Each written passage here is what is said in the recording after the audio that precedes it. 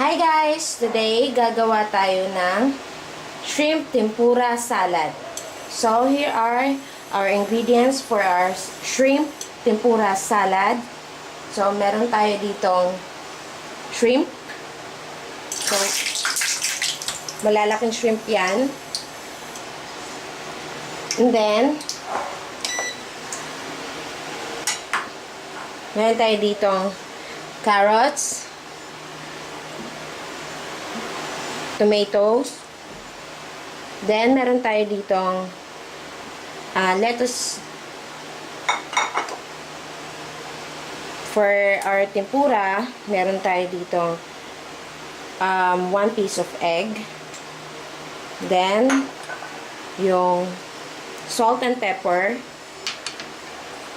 breadcrumbs. So, first, gagawin natin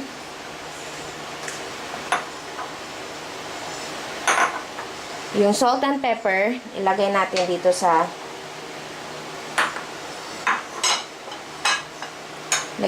shrimp natin.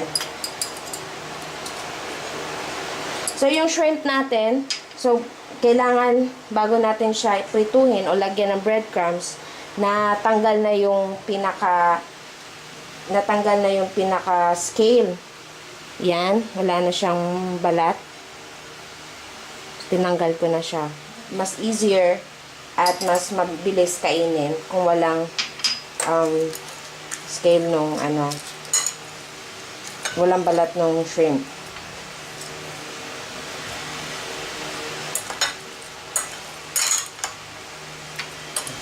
Ito.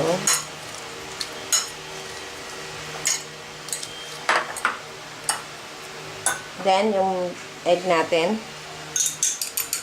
Beat lang natin siya.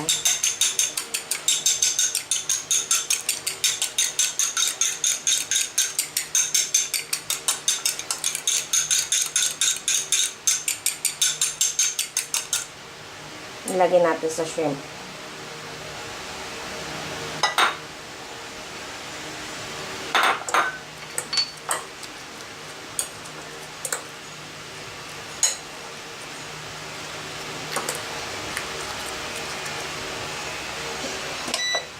Then, pwede na natin siyang ilagay sa breadcrumbs.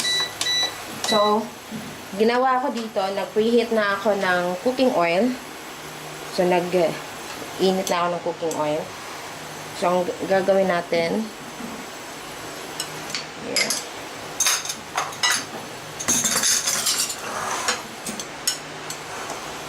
So, lagay lang natin yung, sorry.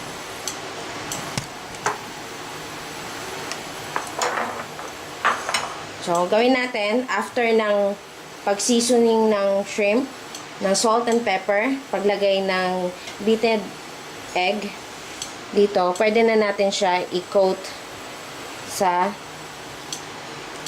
breadcrumbs.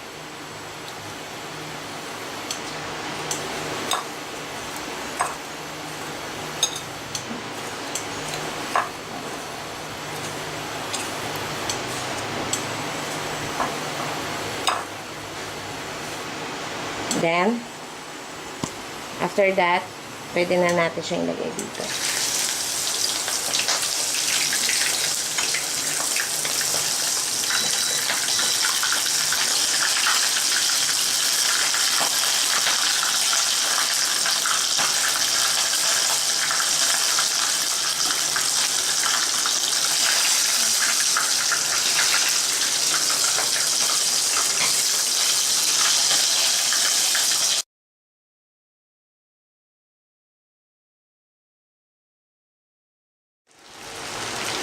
Okay, while piniprito natin or pinafried natin ang tempura natin or yung shrimp natin, gagawin naman natin next is mag-slice tayo ng carrots at kamatis.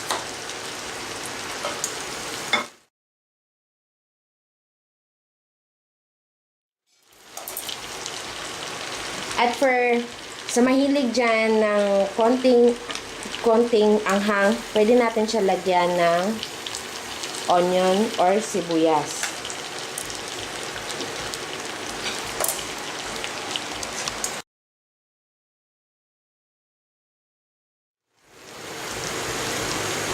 So, yung lettuce natin, i-form lang natin siyang ganun.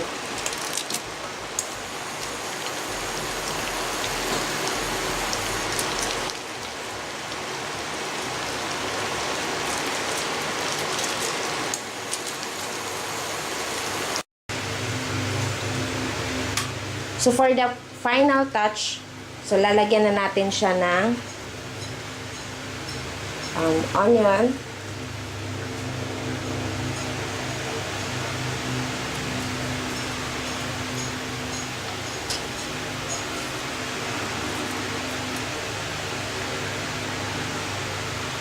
And salad dressing. So, it's up to you kung gusto nyo ilagay lahat yung salad dressing or ilagay lang sa gitna. So, for me, lalagay ko lang dito. Or i-dip mo lang siya.